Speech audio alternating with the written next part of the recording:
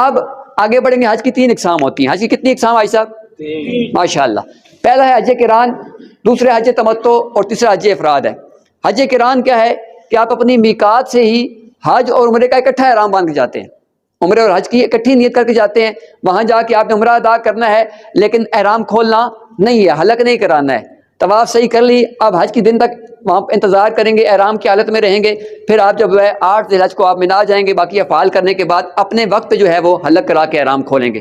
یہ کافی لمبا آپ کو پیریڈ جو ہے اس کے اندر آتا ہے. خاص کر جن کی پہلی فلائٹس ہیں ان کو تو 25-30 دن آتے ہیں، تو یہ ایک تھوڑا مشکل کام ہوتا ہے. ہاں جس کی آخری فلائٹ ہے تو وہ اس کو اگر اویل کرنا چاہے، اس کی ہمت ہو، طاقت ہو تو وہ کر سکتا ہے. لیکن مسئلہ آپ کو بتا دیا گیا ہے. تو اس لیے یہ حج قران جو ہے حج اور عمرے کا اکٹھا احرام باندھ کے جائیں گے. ایک ہی نیت سے ایک ہی احرام کے ساتھ عمرہ بھی کرنا ہے، احرام کھولے بغیر اسی میں حج کرنا ہے. اسے حج قران کہتے ہیں.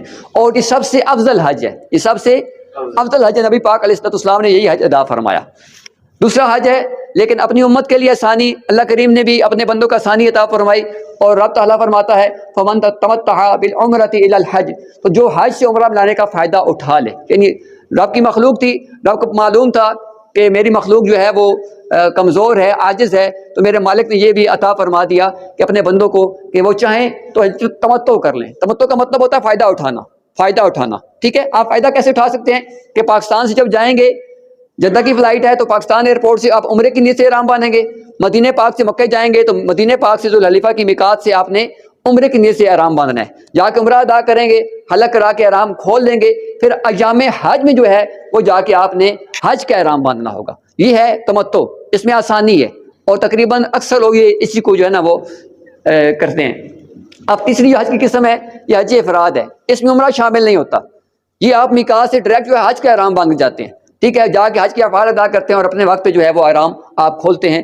اور یہ بھی جو ہے آپ اس میں عمرہ شامل نہیں کر سکتے. یہیں سے آپ حج کی نیت کر کے جائیں گے. لیکن یہاں پہ جو تربیت کی جائے گی، یہاں پہ تربیت وہ حج تمتع کے حساب سے ہوگی. کون سی حج کی ہوگی جی؟ ہم میں سے تقریباً 99% لوگ جو ہے وہ حج تمتع ہی کریں گے. ایسا ہی ہے نا؟ تو ہم یہاں پہ تربیت جو دیں گے وہ حج تمتع کی دیں گے. حج تمتع میں پہلے کیا جاتا ہے عمرہ. ٹھیک ہے، تو عمرہ ہم نے کیسے کرنا ہے؟ ہمارے ماشاءاللہ عمرہ ٹرینر ہیں حاجی اسامہ امین. میں ان سے گزارش کروں گا کہ آپ تشریف لائیں اور ہمیں بتائیں کہ ہم نے کیسے عمرہ ادا کرنا ہے. مدینہ پاک جائیں گے جی، جو پہلے مدینہ پاک جائیں گے وہ اپنے 8 دن پورے کرنے کے بعد وہاں سے جب وہ مکہ پاک جائیں گے تو انہوں نے عمرہ کرنا ہوگا. انشاءاللہ اس کی پوری تفصیل انشاءاللہ آگے ہمارے سیشن میں